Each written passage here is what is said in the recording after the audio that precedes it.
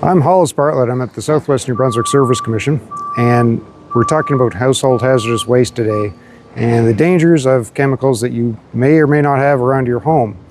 So we're going to do a little demonstration here, but I wanted to first of all say that we accept household hazardous waste, things that should not go in your garbage at any time. Just bring them out to us. We accept them free of charge. Things that you may think are dangerous, things that are not supposed to be put in the trash. That includes chemicals that are of unknown, you're not sure what the reaction is going to be if they get mixed with other chemicals. Anything with batteries, lithium-ion batteries, and that covers a lot of items that you may not even be thinking of. Solar lights, cell phones, tablets.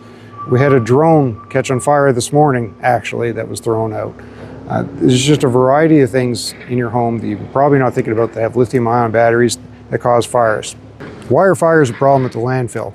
Well, every once in a while we get a fire here from something that usually it's a lithium-ion battery, or it can be chemicals that mix together in the trash that start the fire.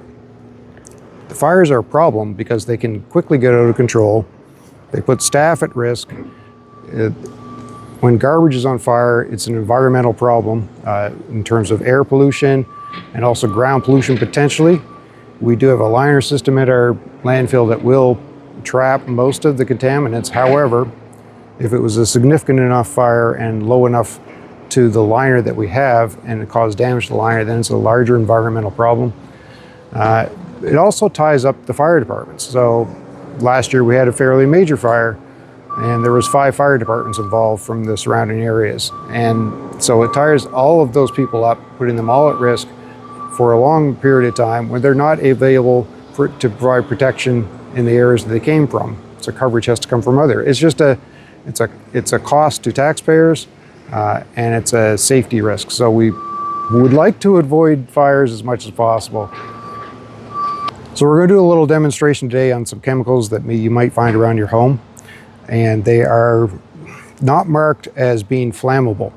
And it's not ignition that actually starts them on fire. It's a chemical reaction when they mix with other chemicals. You can imagine in a garbage truck where things get all mixed together and then we dump them out in a landfill and we drive over things and mix them up even further, that various materials will mix together. And that's just how it's going to work. And when certain chemicals get mixed together, they can combust. And we're going to have a little demonstration and see what happens. I've never done this before. We've never actually done this here before, so I just know what the theory is, and we're going to see what happens.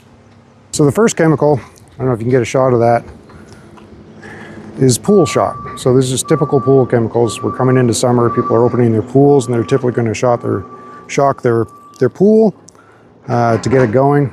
And so the calcium hypochlorite is the active ingredient in this, and on its own, it's not flammable, and there's no flammable warnings on the label.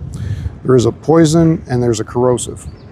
But this is going to be like in the family of caustic chemicals and things like that. So we're going to have a little bit of this.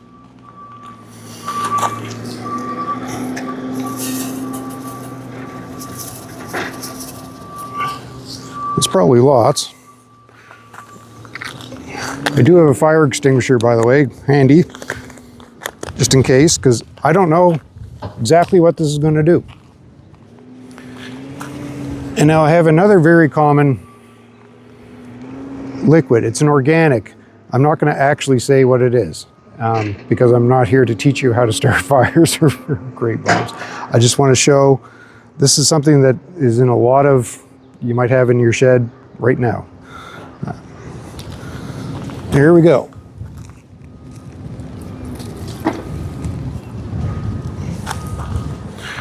Now, my understanding is, I'm going to stand back here. This takes a few minutes to happen.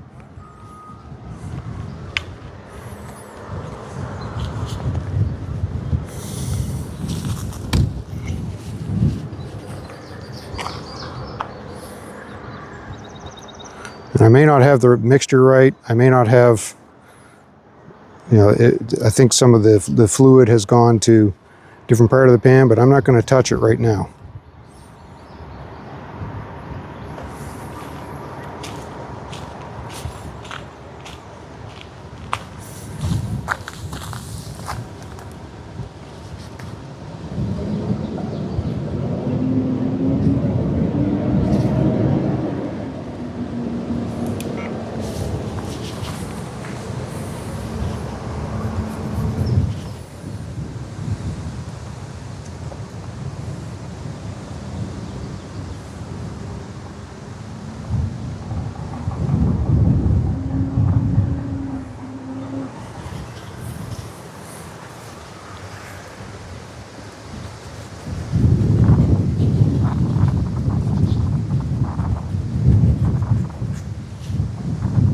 I don't know how long this takes either.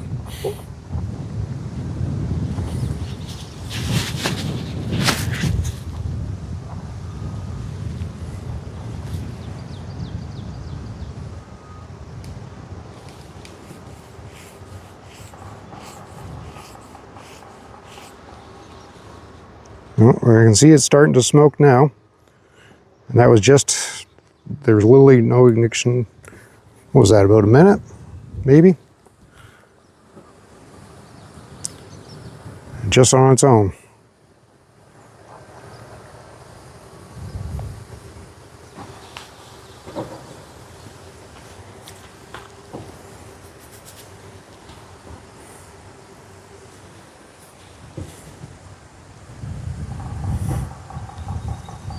So again, no ignition. Neither one of these things are flammable on their own. And they are common chemicals that you're going to have around your house.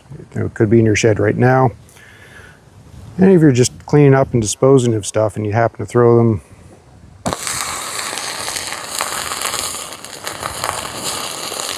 that's what can happen.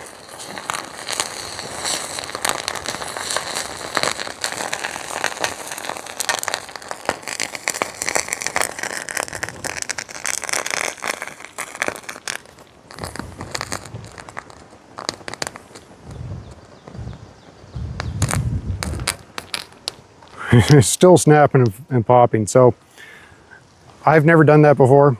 I didn't know what was going to happen exactly.